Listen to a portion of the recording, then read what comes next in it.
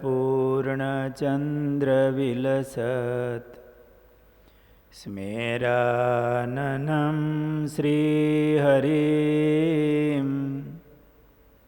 तुङ्गे पीठवरे स्थितं परिव्रतं सद्भक्तवृन्देर्यथा ताराभिर्विधूमर्च्यमानमुरुधा तैश्चन्दनेर्कौसुमेर् आरेर्शेखरपङ्क्तिभिश्चरदये शुक्लाम्बरां चिन्तये वर्णिवेशरमणीयदर्शनम् मन्दहासरुचिराननाम्बुजम् पूजितां सुरनरो तमेर्मुदा धर्मनन्दनमहं विचिन्तये।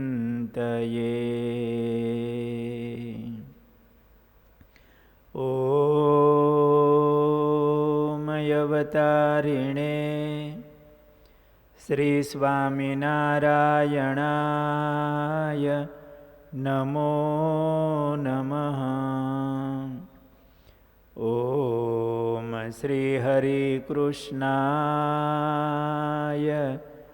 नमो नमः।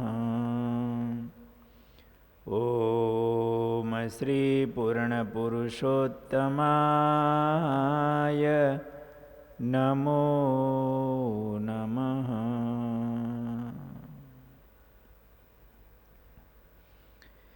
બોલો સ્વામિનારાયણ ભગવાનની જય. હરે કૃષ્ણ મહારાજની જય. ઘનશ્યામ મહારાજની જય.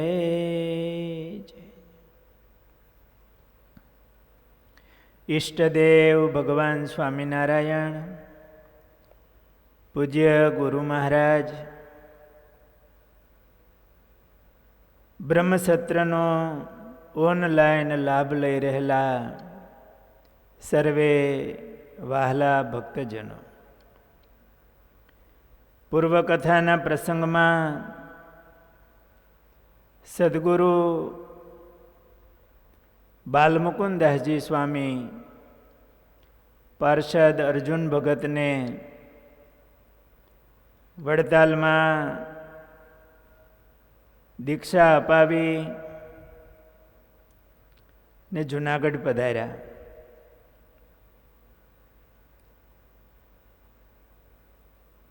પાર્ષદ અર્જુન ભગતમાંથી સાધુ દીક્ષા લઈને સાધુ નારાયણદાસજી નામ પડ્યું છે સ્વામીનું.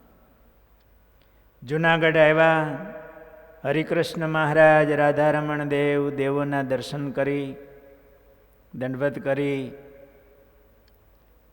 સદગુરુ યોગેશ્વરદાસજી સ્વામી પાસે આવી અને આ નવા સંતે દંડવત કર્યા છે. સ્વામીને પગે લાગ્યા. યોગેશ્વરદાસ સ્વામી બહુ રાજી થયા.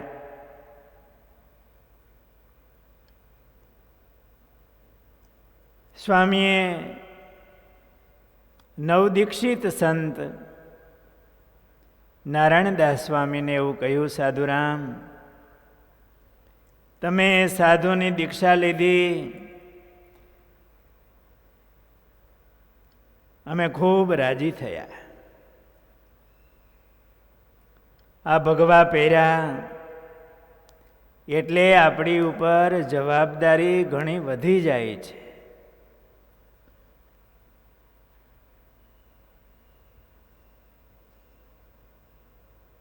આપણે હવે ભગવાનના સેવક ગણાઈએ સત્સંગીઓ સમાજમાં બધાને સાધુ પ્રત્યેની ભાવનાઓ હોય. ભગવા લુગડાને જોઈ સૌ વંદન કરતા હોય, નાના બાળકને પણ જે કરાવતા હોય, સૌ પગે લાગે એમની ભાવનાઓ.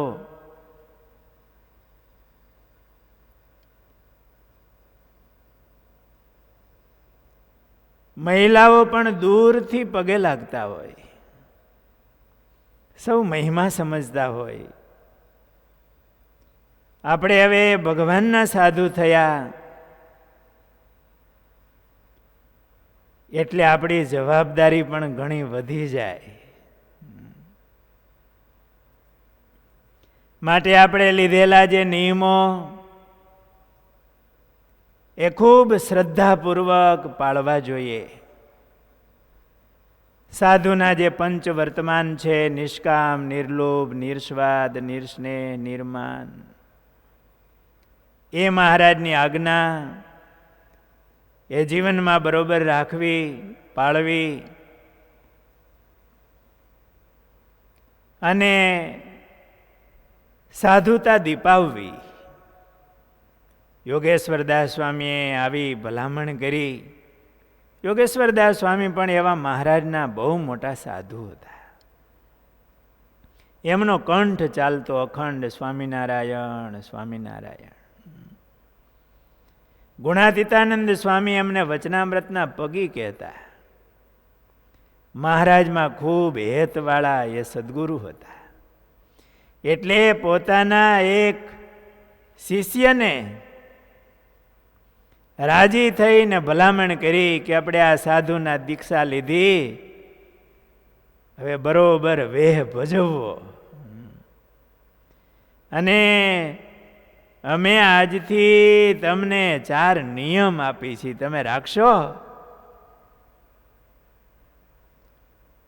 નારાયણદાસ સ્વામીએ હાથ જોડ્યા કે સ્વામી મને નિયમ આપો, હું જીવનભર રાખીશ. ત્યારે યોગેશ્વરદાસ સ્વામીએ કીધું કે આજથી હવે તમારે આ 4 નિયમ રાખજો. પહેલું કે ખાંડ સાકરમાંથી બનેલું મિષ્ટાન ખાવું નહીં. હજી દીક્ષા લીધી છે, આ મોટા પુરુષ, એનું કેવું ઘડતર હશે, સામે કેવા મુમુક્ષુ જીવ, કે ખાંડ સાકરથી બનેલું હોય એમાંથી એવું મિષ્ટાન ખાવું નહીં.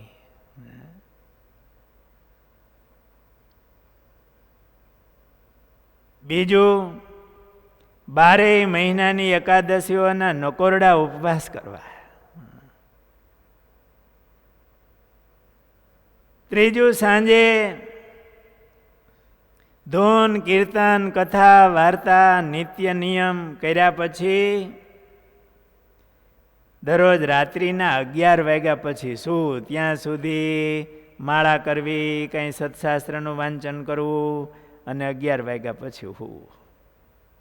એ સમયમાં તો પાછું સવારમાં સંતો બહુ વહેલા ઉઠી જતા, 4 વાગે ઉઠીને ભજન કરતા હોય. ચોથું નિયમ આપ્યું કે ગામડામાં ફરવા જવું ત્યારે ગાડે બેસવું નહીં.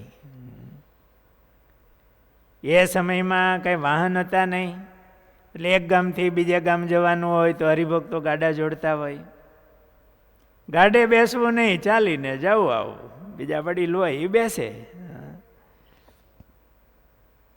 એટલે એક શારીરિક પણ આમ દમન થાય, તપ થાય અને સેવાનું અંગ રાખવું, જાતે સેવા કરવાની ટેવ રાખવી, અંગ રાખવું. આ યોગેશ્વરદાસ સ્વામીએ આવા 4 નિયમ આપ્યા. અને નારાયણદાસ સ્વામીએ કીધું સ્વામી હું આ નિયમ રાખીશ. જીવન પર્યંત નારાયણદાસ સ્વામીએ આ નિયમો રાખ્યા. સંવત 1966ની સાલમાં 6 મહિના સુધી સ્વામીને શરીરમાં ઝીણો ઝીણો તાવ આવ્યો. તાવની બીમારી રહી. શરીર બહુ અશક્ત થયેલું. ત્યારે ગુરુ બાલમુકુદાસજી સ્વામીએ આજ્ઞા કરી કે તમારું શરીર બહુ નબળું પડ્યું છે, તો હવે તમે શીરો કે સાકરવાળું દૂધ એ તમે થોડુંક લેતા જાઓ. ગુરુ આજ્ઞાથી 60 વર્ષની ઉંમરે 1966 સ્વામીનો જન્મ થયો. 60 વર્ષની ઉંમરે 6 મહિના તાવ આવ્યો, શરીર અશક્ત થયેલું. ત્યારે ગુરુ બાલમુકુદાસ સ્વામીએ આજ્ઞા કરી ત્યારે પહેલો વહેલો શીરો કે સાકરવાળું દૂધ લીધું. નહીં ત્યારે સ્વામિનારાયણના સાધુને જોઈને બધા લાડવા યાદ આવે. દરરોજ ભગવાનને સારા સારા થાળ થતા હોય, ભક્તિ સંપ્રદાય છે ને છતાંય જીવનમાં આવા ત્યાગ વૈરાગ્ય રાખવા. આજે પણ આપણા મંડળમાં એવા ઘણા સંતો છે કે મીઠાઈ જમતા ન હોય, આવા તપશ્ચર્યા વગેરેના નિયમો રાખતા હોય. આ નાનદાસ સ્વામીએ 60 વર્ષની ઉંમરે બાલમુકુદાસ સ્વામીની આજ્ઞાથી, ગુરુની આજ્ઞાથી પેલું વહેલું શરીર અશક્ત થયેલું ત્યારે સાકરવાળું દૂધ ને શીરો લીધેલા. વૃદ્ધાવસ્થામાં નારાયણદાસ સ્વામીને આંખમાં મોતિયો આવેલો, એટલે મોતિયાનું ઓપરેશન કરેલું. એ સમયમાં એવી અત્યારના જેવી બધી સંશોધન નહોતા, સાધનો નહોતા, એટલે મોતિયાનું ઓપરેશનમાં ટાંકા લેવાનું જે એ રીતે એ સમયમાં હશે એ પ્રમાણે.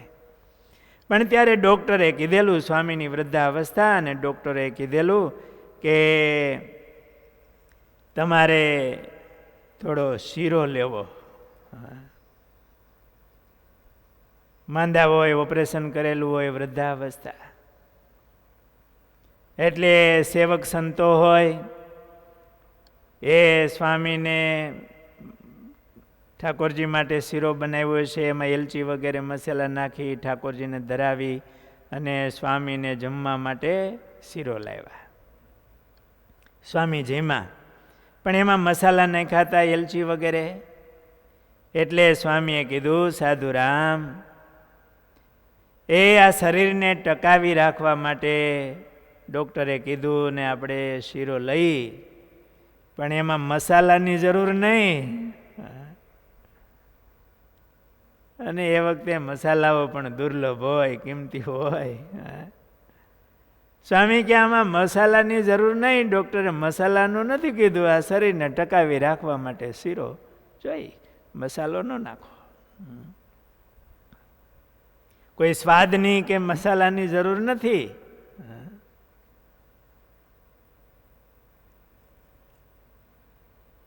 સ્વામી બહુધા બાજરાનો રોટલો અને ભાજી કે શાક જમતા. એમાં સંતોને ભાવ હોય, સ્વામીની મોટી ઉંમર હોય, એટલે બાજરાનો રોટલો થોડોક ફૂલો હોય, બનાવતા આવડતો હોય તો ફૂલે. પણ સરસ બાજરાનો રોટલો ફૂલો હોય, અંદર થોડું સંતો એક ચમચી ઘી અંદર પોપડીમાં ફૂલો હોય ને અંદર નાખી દે, પછી ઉપર જરાક ચોપડો હોય. સ્વામી જમવા બેસે, વૃદ્ધાવસ્થા એટલે ધીમે ધીમે ચાવીને થોડી વાર લાગે, જમતા હોય. એમાં ઘી વધારે નાખેલું હોય એટલે ખ્યાલ તો આવે.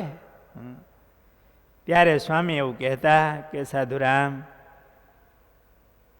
એ ઘી ચોપડા વિના રોટલો ઠાકોરજીને થાળમાં ન ધરાય.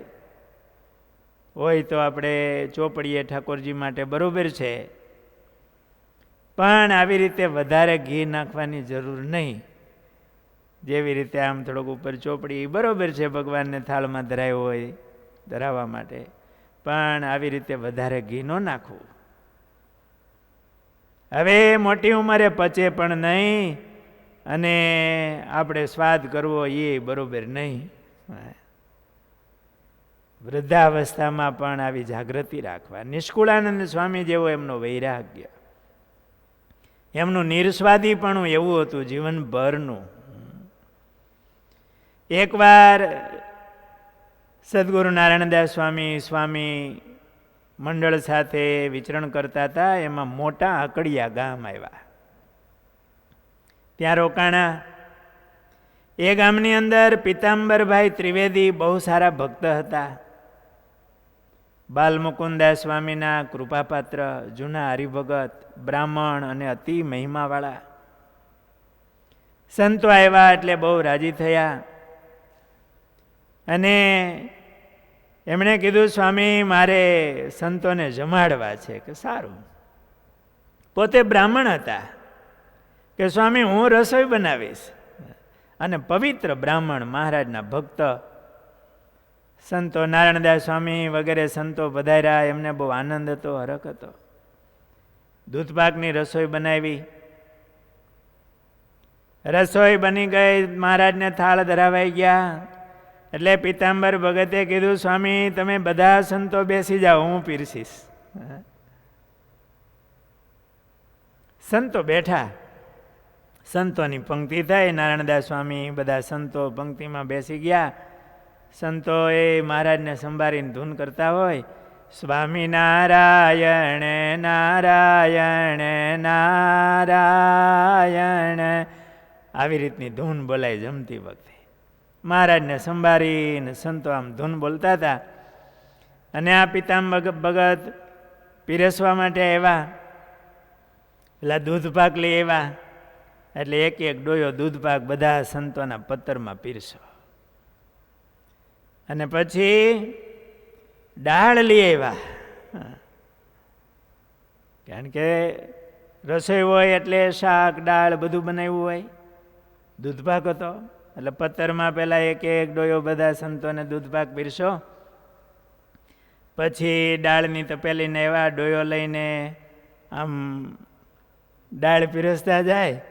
હવે દૂધપાકમાં દાળ આવે તો શું થાય? એક જ વાસણ પત્તર. અને પ્રેમથી એને બનાવ્યો એ જ પીરસે. દૂધપાક પીરસો અને પછી આમ ડોયો લઈને આવ્યા અને મીંડા દાળ પીરસવા.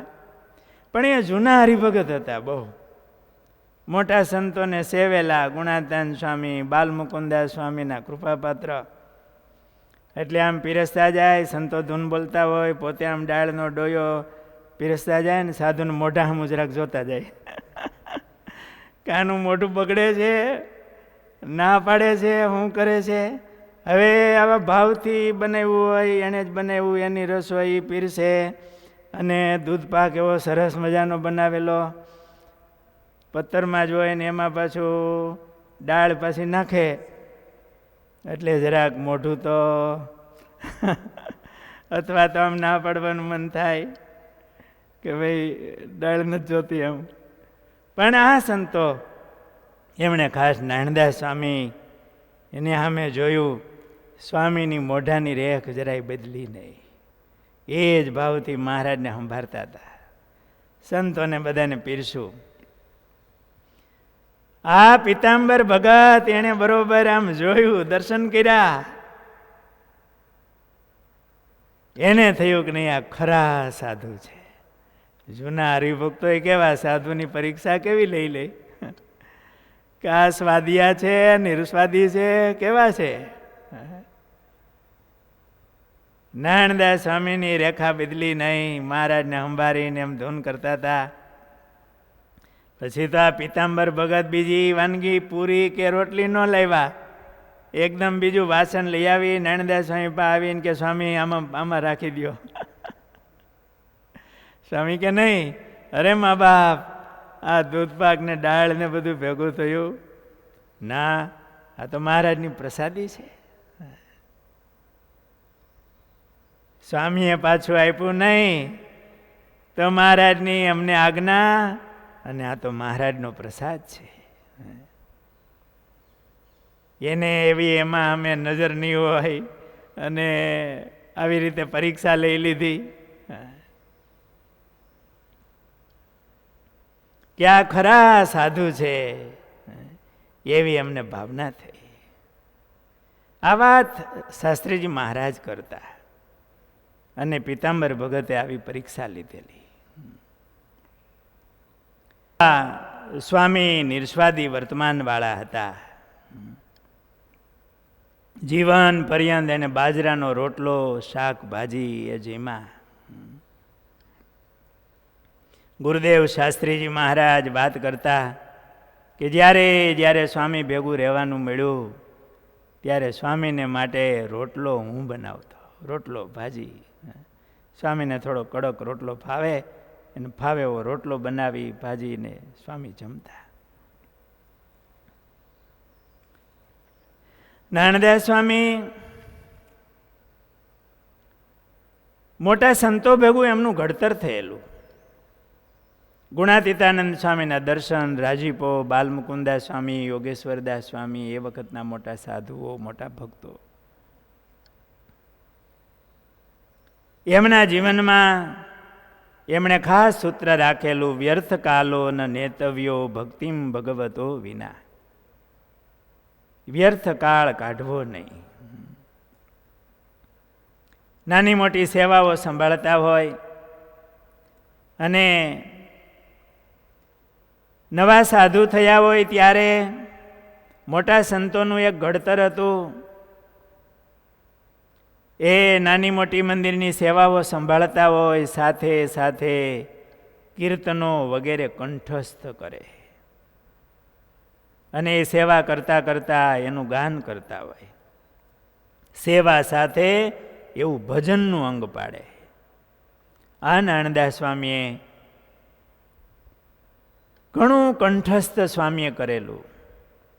બ્રહ્મવિલાસ, મુકુંદ બાવની, વિવેક ચિંતામણી, આ ગ્રંથો કંઠસ્થ હતા સ્વામીને. સાથે ભક્ત ચિંતામણીના પ્રકરણો, પુરુષોત્તમ પ્રકાશના પ્રકારો, સ્વામીને ઘણું ઘણું કંઠસ્થ હતું. મહારાજને સંભાળીને ગાય. જૂના સંતો, જૂના હરિભક્તો એ આ કીર્તનો, પ્રકરણો બધા કંઠસ્થ કરતા અને મહારાજને સંભાળી અને ગાતા. અને સંતો ગામડામાં વિચરણ કરતા હોય ત્યારે હરિભગતોને પણ કંઠસ્થ કરાવે. એ વખતે તો બધા ભણેલા હોય નહીં, વાંચતા આવડતું ન હોય. શાસ્ત્રીજી મહારાજ એવી વાત કરતા કે સાધુઓ, કોઈ આહિર ભગત હોય કે ગામડાના કોઈ ભગત હોય, આખો દિવસ કામકાજે ગયા હોય, સાંજે મંદિરે આવે, સંતો આવે એટલે એને શીખવાડે. કોઈ કીર્તનની એકાદી કડી એને વાંચતા ન આવડે એટલે પોતે બોલે એક કડી, એટલે સામે એ કડી બોલે. એમ 5, 10, 15, 20 વાર બોલે, બોલાવે અને એકાદ કડી યાદ રહી જાય. એમ કે જો કાલે ભેહું ચારવા જાય ને આખો દિવસ આ બોલજે, એટલે એને કંઠે થઈ જાય. બીજે દિવસે બીજી કડી આપે, ત્રીજા દિવસે ત્રીજી કડી આપે. એમ કરતાં કરતાં એમને કીર્તનો કંઠસ્થ કરાવે. અને એ કીર્તનો હાથી હાંકતા, કોષ ચલાવતા કે કામકાજ કરતા કરતા એ કીર્તનો ગાય. મહારાજને સંભાળીને, ભગવાનને સંભાળીને ગાઈએ તો એનો સ્વાદ આવે અને ભગવાનમાં મન સેજે રહે. નારાયણદાસ સ્વામીને કંઠસ્થ આ બધું ઘણું હતું. ગુરુદેવ શાસ્ત્રીજી મહારાજ એક વાત કરતા કે બાલમુકુદાસ સ્વામીએ નારાયણદાસ સ્વામીને પહેલું વહેલું મંડળ બાંધી દીધું. સ્વામી પાસેથી વાતો નારાયણદાસ સ્વામી પાસેથી શાસ્ત્રીજી મહારાજ સાંભળ્યું હોય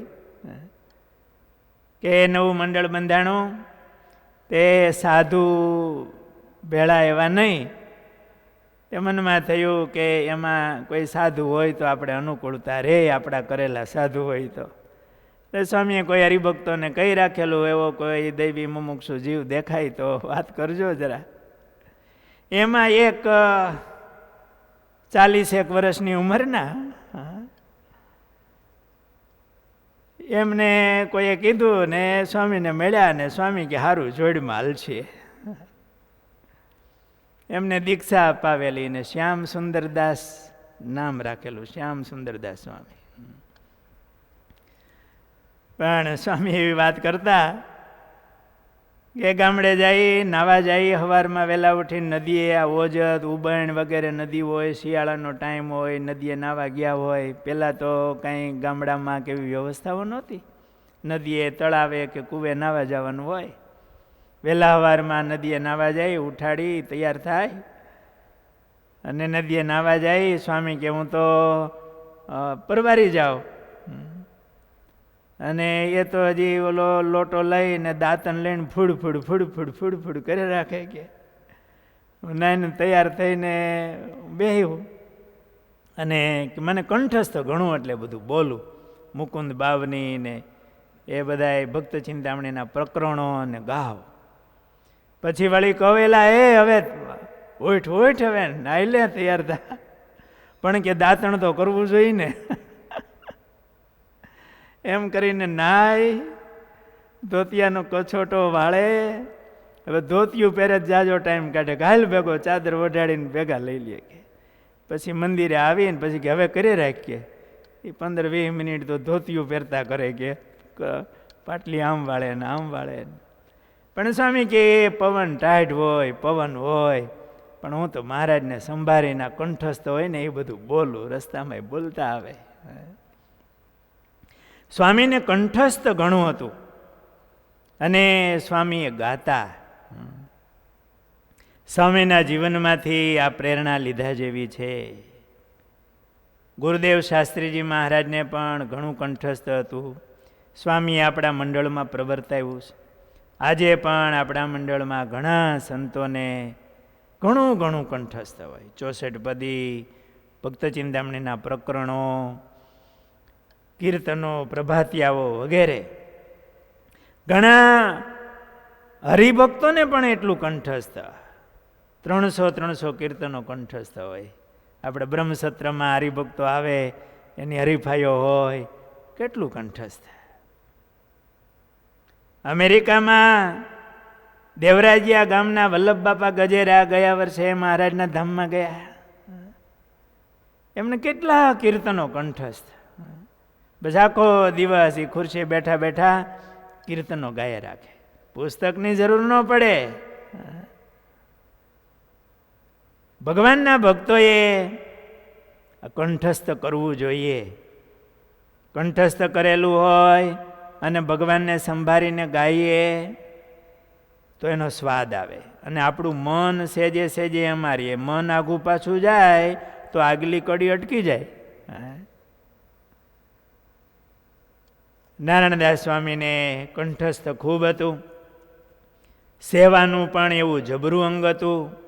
સેવા કરે અને ભગવાનનું કીર્તન, સ્મરણ વગેરે પણ કરતા. વચનામૃતનો પણ એવો અભ્યાસ હતો નારાયણદાસ સ્વામીને. નાની ઉંમરથી કથા વાર્તા સાંભળે, વચનામૃત સાંભળે, એનું બરોબર મનન કરે, એવો અભ્યાસ. એકવાર વડતાલમાં વિહારીલાલજી મહારાજે ચૈત્રી સમૈયા ઉપર છાવણી કરેલી સંતોની. એટલે વડતાલ, ગઢપુર, જુનાગઢ, ધોલેરા, આ બધા જે દેશ હતા ત્યાંથી બધા સંતોને બોલાવેલા. થોડા થોડા સંતો મંદિરના વ્યવહારમાં રોકાયેલા હોય, બાકી બધા સંતોને બોલાવેલા. એમની છાવણી એટલે શિબિર સંતોની કરેલી.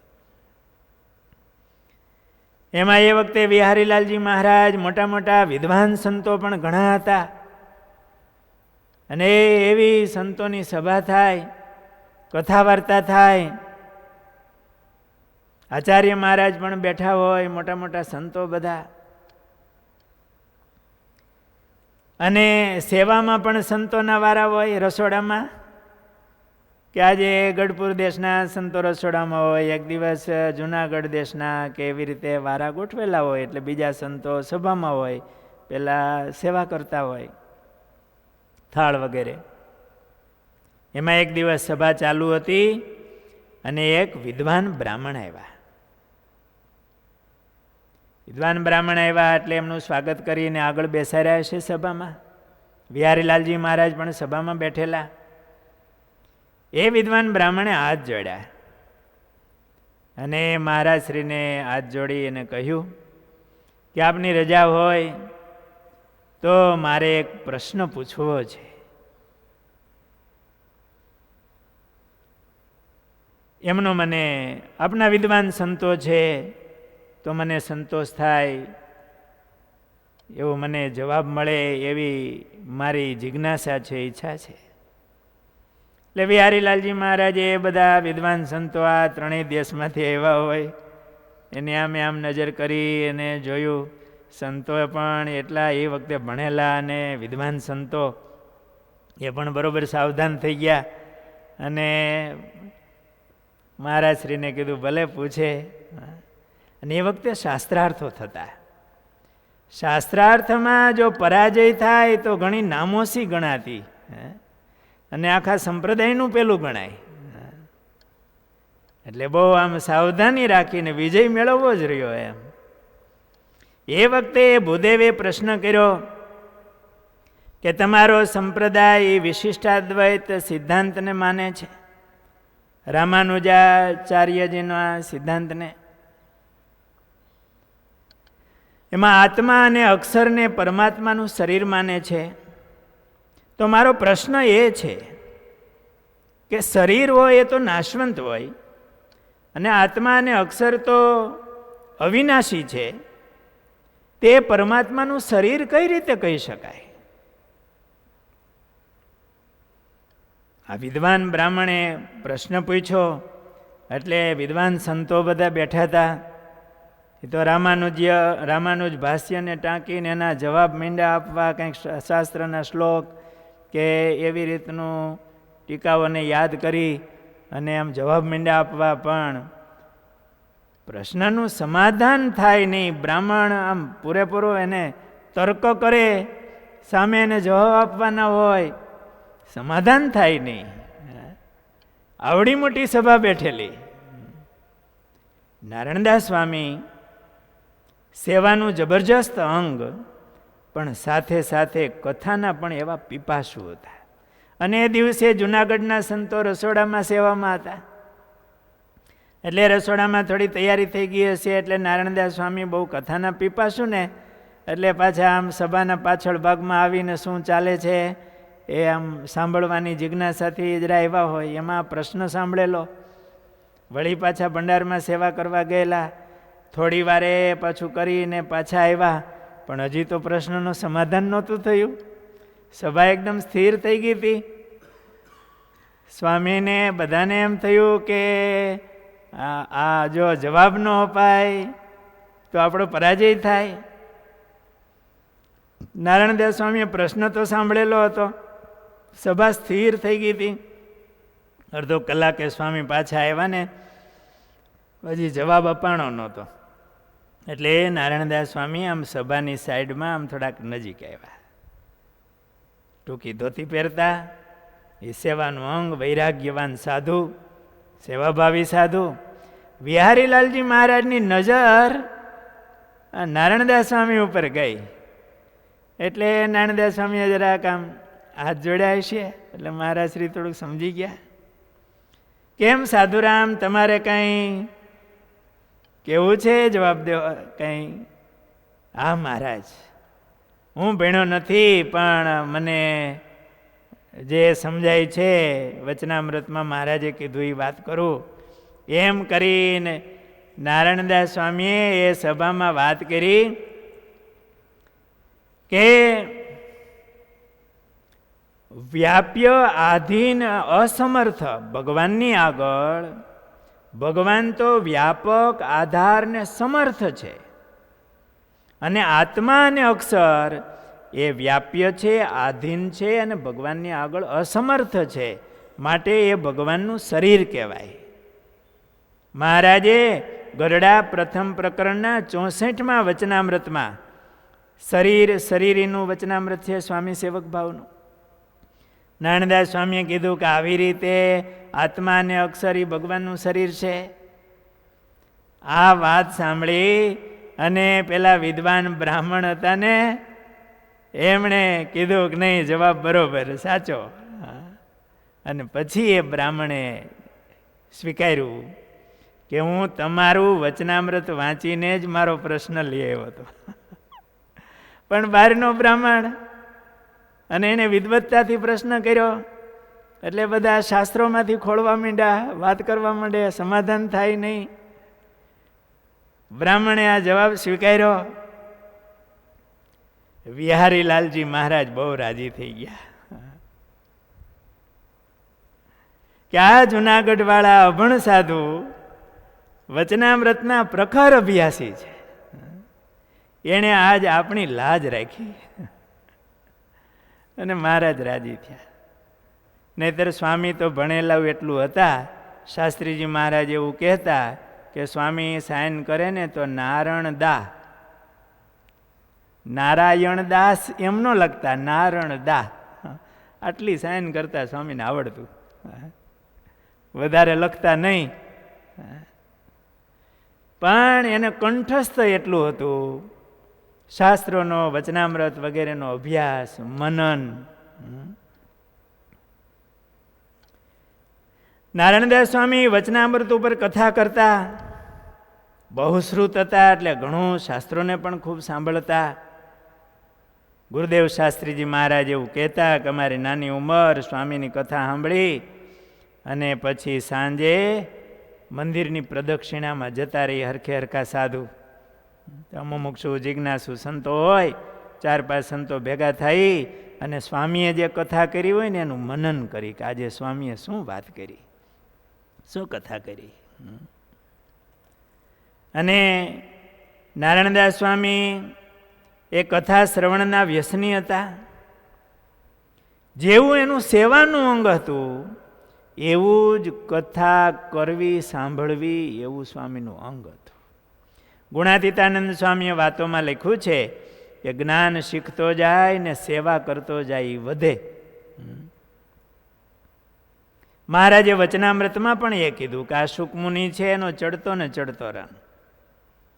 કારણ કે શમન અને દમન જેમાં હોય તે રૂઢા સાધુ કહેવાય. નારાયણદાસ સ્વામી આ બંને અંગવાળા હતા. શમન કહેતા તપસ્વી, સાથે સેવાનું અંગ. સેવાનું અંગ એ એક પ્રકારનું તપ જ છે, શરીરનું દમન છે. અને સાથે સાથે સમન કહેતા મનનું દમન કરે, મનને ભગવાનમાં રાખે, મનને શાસ્ત્રોમાં રાખે, એનું મનન કરે, એને મનનું દમન કરે એને સમન કહેવાય. શરીરનું દમન કરે એને દમન કહેવાય. આ બંને અંગ નારાયણદાસ સ્વામીમાં સંપૂર્ણ હતા. એટલે મહારાજ કે આ મુક્તાનંદ સ્વામીનો ચડતો ને ચડતો રંગ, આ શુકમુનિનો પણ ચડતો ને ચડતો રંગ, એમાં સમન ને દમન બેય છે. એમ આ નારાયણદાસ સ્વામીમાં સમન પણ હતું, દમન પણ હતું. એટલે એમનો ચડતો ને ચડતો રંગ જેમ મુક્તાનંદ સ્વામીનો, જેમ શુકમુનિનો, એમ નારાયણદાસ સ્વામી પણ એવો એમનો ચડતો ને ચડતો રંગ, એક રેણીપણું જીવનભર. દરરોજ 5 વખત કથા થાય. જૂના રિવાજ પ્રમાણે 5 વખત કથાઓ થતી. તો 5 કથામાં નારાયણદાસ સ્વામી હાજર હોય. સેવામાંથી સ્વામી કથા ટાઈમે કથામાં પહોંચી જ જાય. સેવાનું પણ એવું જબરજસ્ત અંગ હતું કે સામે 5-10 વ્યક્તિ કરે ને સ્વામી એકલા કરે. પછી સૂજ બાંધકામમાં પણ સ્વામીની એવી નજર પડતી. હાથમાં એક લાકડી રાખતા, એ ફૂટથી માપેલી હોય, 3 ફૂટ કે 2.5 ફૂટ કે એવી લાકડી કાંઈ હોય તો જરાક માપી લે. અને એમની દ્રષ્ટિ પણ એવી પડતી બાંધકામમાં. બહુ વ્યવહાર કુશળ પણ હતા. અને ભેગી આવી કથા પણ એમનું અંગ કાયમને માટે હતું. સંવત 1939ની સાલમાં વિહારીલાલજી મહારાજ જુનાગઢ દેશમાં વિચરણ કરવા માટે નીકળેલા. ત્યારે ગોંડલ પધારેલા આચાર્ય મહારાજ. એ વખતે સંતો ભેગા નારાયણદાસ સ્વામી પણ ત્યાં હતા. ત્યારે તો સ્વામીની નાની ઉંમર હોય, 39ની સાલ, એટલે 33 વર્ષની ઉંમર, 33-34 વર્ષની ઉંમર હોય. એ વખતે એક ઢોલિયાની પાટી વેચનારો માણસ આવ્યો. જૂના સમયમાં આ બધા સેટી ને ફર્નિચર ને એવું નહોતું. ઢોલિયા હોય, ખાટલા ઢોલિયા, એને પાટી હોય. પાટી વેચનારો એના બંડલ લઈને આવ્યો. બહુ સરસ એ પાટી હતી, એમાં ડિઝાઇન પાડેલી. પાર્ષદોએ આચાર્ય મહારાજને કીધું છે, વિહારીલાલજી મહારાજને, કે આ પાટી બહુ સારી આવી છે વેચનારો. મહારાજશ્રીએ એ બંડલ મંગાવ્યા. જોયું તો ડિઝાઇન બહુ સારી, પાટી બહુ સારી. મહારાજશ્રીએ ઓલા પાટીવાળાને કીધું, આની શું કિંમત થાય? તો કે એક બંડલના 40 રૂપિયા. સારું. પાર્ષદને કીધું મહારાજશ્રીએ કે ઓફિસમાં લઈ જાઓ અને એને 40 રૂપિયા અપાવી અને પાટી ખરીદી લો. ઓફિસમાં આવ્યા એ વખતે ત્યાં નારાયણદાસ સ્વામી બેઠા હતા. એટલે પાર્ષદોએ કીધું કે આચાર્ય મહારાજે કીધું છે કે આ પાટી ખરીદવાની છે, 40 રૂપિયા અમને આપવાના છે. એટલે સ્વામી કે સારું. પાર્ષદ તો ગયા છે. પછી સ્વામીએ ઓલા પાટીવાળાને કીધું, એલા ભાઈ, તું આ મંદિરમાં તું આ છેતરવાના આવા ભાવ કે છો? અમને મહારાજશ્રીએ તો કીધું હોય એટલે અમારે તો લેવાનું હોય, પણ કેટલી કિંમત દેવી એ તો અમારે જોવાનું હોય. એટલે પાટીવાળાને કીધું કે આનું સૂતર છે ને, એની કિંમત 2 રૂપિયાની થાય છે, અને તારી આની મજૂરી છે ને એ 2 રૂપિયાની મજૂરી થાય. આ 4 રૂપિયાની પાટી ગણાય. પણ આમાં તે સરસ ડિઝાઇન સારી પાડી છે એટલે રૂપિયો વધારે લે. 5 રૂપિયાથી વધારે આની કિંમત ન થાય. અને તું મંદિરમાં આવા ખોટા ભાવ લઈને છેતરી અને ક્યાં સુખી થઈશ? બોલ, આની શું કિંમત તું કે? એટલે ઓલા પાટીવાળો હતો એમણે કીધું કે તમે જે કોઈ મહારાજ. એમ નહીં, તું કે. નહીં મહારાજ, તો મને 5 રૂપિયા આપજો બસ. અને એની કિંમત એટલી જ થતી હતી. 2 રૂપિયાનું સૂતર હતું, 2 રૂપિયાની એની મજૂરી થાય. રૂપિયો કદાચ એને સારી ડિઝાઇનનો વધારે. 5 રૂપિયાને આપ્યા, પાટી લીધી, એને જમાડ્યો, પ્રસાદી આપી, રાજી થઈ ગયો અને રાજી થઈને ગયો. આ વિહારીલાલજી મહારાજને ખબર પડી કે આ 40 રૂપિયાની પાટી એ 5 રૂપિયામાં લીધી આ સાધુએ. એટલે વિહારીલાલજી મહારાજ નારાયણદાસ સ્વામીથી, એના જીવનથી થોડાક પરિચિત તો હતા જ, કે બહુ સાધુતાવાળા, ત્યાગ વૈરાગ્યવાળા, આ ગુણિયલ સાધુ છે. સાથે આવી આમાં વ્યવહાર કુશળતા પણ આવી છે. માટે આને મંદિરના વ્યવહારમાં ક્યાંક જોડ્યા હોય તો મંદિરનો વિકાસ, લાભ બહુ સારો થાય.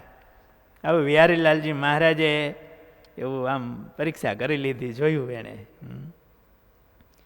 ત્યાંથી સ્વામીને સાથે લીધા, બધે વિચરણ કરી જુનાગઢ આવ્યા. એ વખતે જુનાગઢમાં મહંત હતા મુકુંદ ચરણદાસ સ્વામી, જે ગુણાતીતાનંદ સ્વામીના શિષ્ય હતા. એ વયોવૃદ્ધ થયેલા.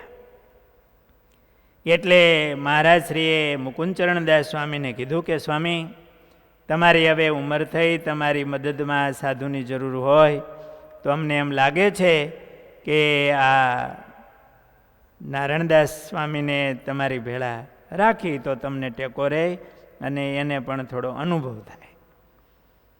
નારાયણદાસ સ્વામીનું જીવન એવું હતું, વૈરાગ્યવાળું, સાધુતાવાળું, મહિમાવાળું.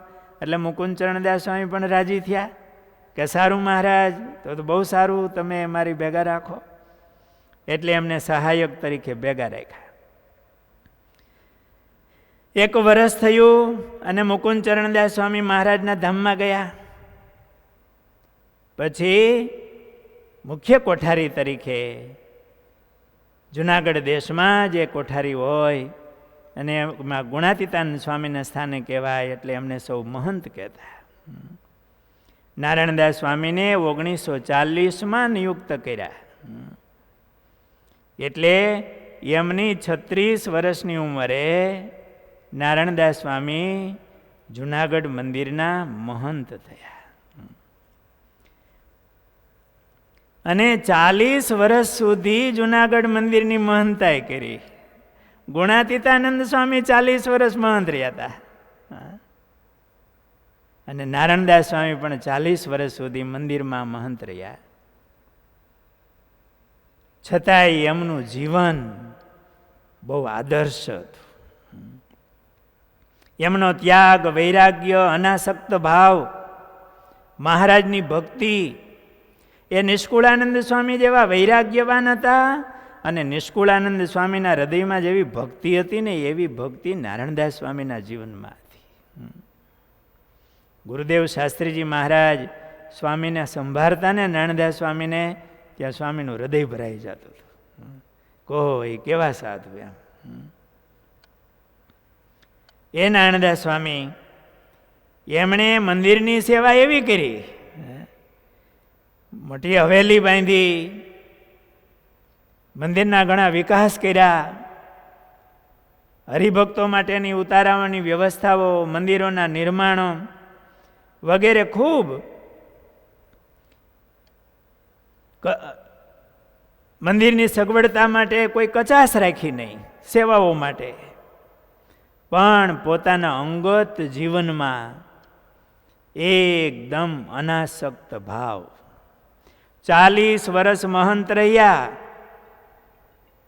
પણ એમની સંપત્તિમાં તો એની જોડી, પત્તર તુંબડાની એક જોડી ને એક પૂજાની જોડી, ખીતીએ એ જોડી ટીંગાતી હોય. ગુણાતીતાનંદ સ્વામીએ કીધું ને 40 વર્ષ મહંતાઈ કરી કે અમારી સંપત્તિમાં તો એ આ લાકડાનું તિલક્યું હોય એ ધાતુનું નહીં, એ લાકડાનું, લાકડાની ભૂંગળી, જમવાનું લાકડાનું પત્તર, ભગવાનની પૂજા. આ નારાયણદાસ સ્વામી પણ ગુણાતીતાનંદ સ્વામીની જેમ એની સંપત્તિમાં બસ એની પૂજાની જોડી, પત્તર તુંબડાની જોડી, એ ધોતિયું પહેરતા ને એ સ્વામી ટૂંકું ધોતિયું પહેરતા, બહુ વૈરાગ્યવાળા. કોઈ બીજું આસન નહીં, રૂમ વગેરે. અને મહંતાઈ 40 વર્ષ કરી. હરિભક્તોને પણ સ્વામી પ્રત્યેનો એવો ભાવ, જીવન મુક્ત એવા સ્વામી, વૈરાગ્યવાન અને મહારાજની બહુ ભક્તિભાવથી એમણે સેવાઓ કરી. મહારાજમાં એવી પ્રીતિ, સ્વામીનું એક આદર્શ જીવન હતું.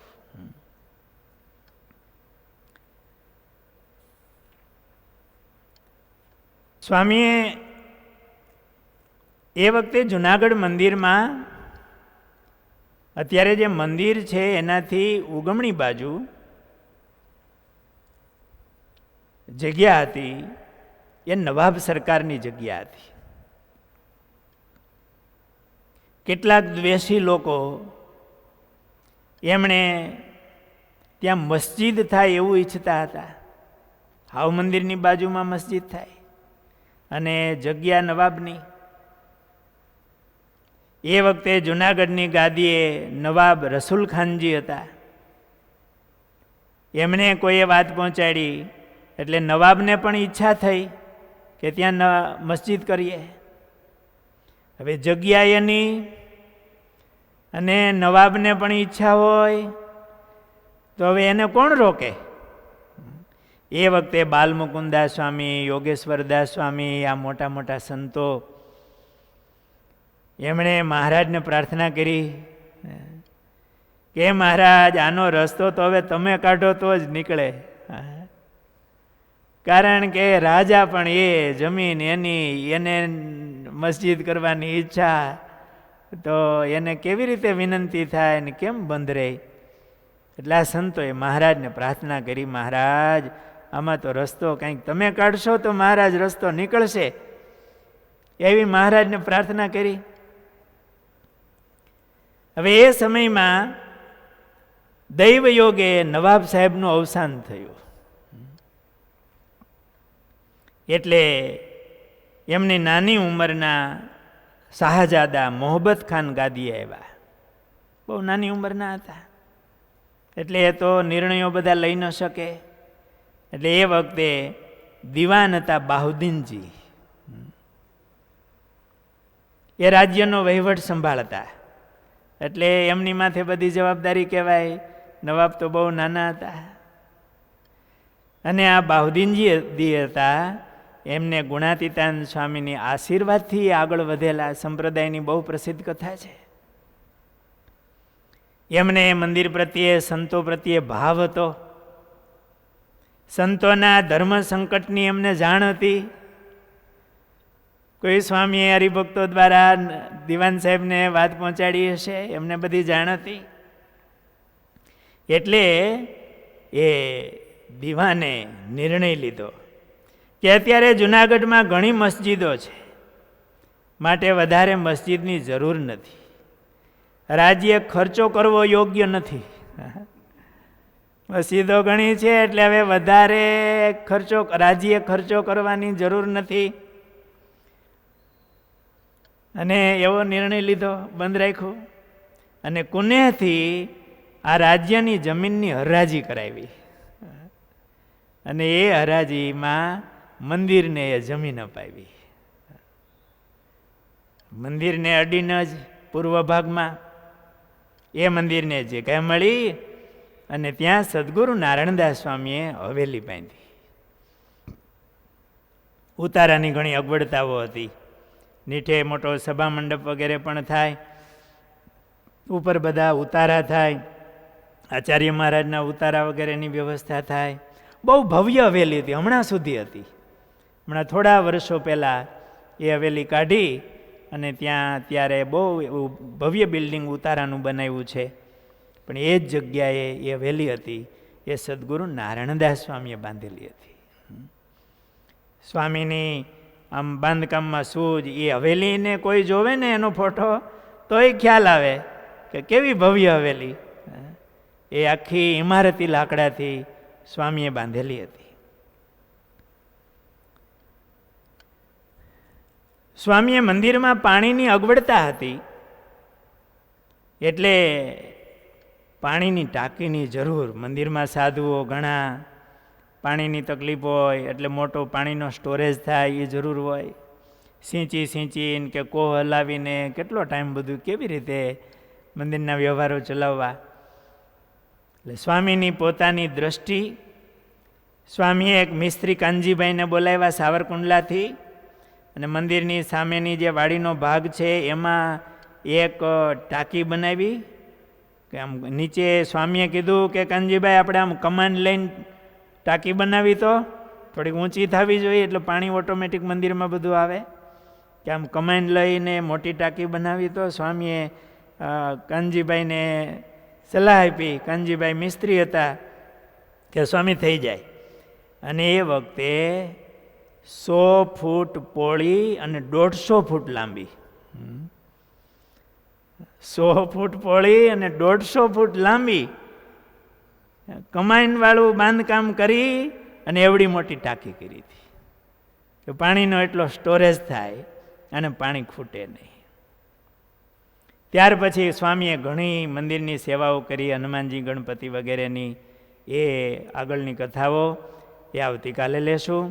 બોલો સ્વામિનારાયણ ભગવાનની જય. હરે કૃષ્ણ મહારાજની જય.